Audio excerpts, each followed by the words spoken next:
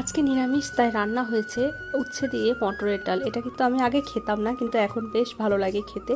আর রান্না করেছি একদম শুকনো শুকনো করে, দেখো, বেশি করে পোস্ত দিয়ে, আলু পোস্ত। আর সঙ্গে ছিল পাঁপড় ভাজা। নিরামিষ হলে না একটু পদ না হলে খেতে পারি না আমি আর আমার ছেলে।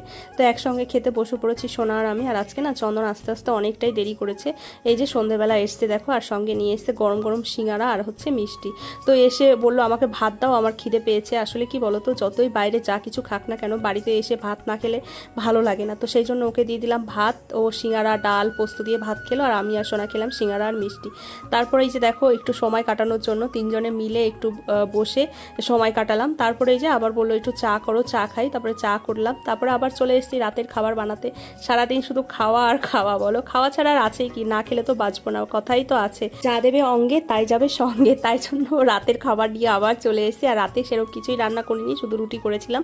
আর দুপুরে যে তরকারিগুলো সেইগুলো দিয়ে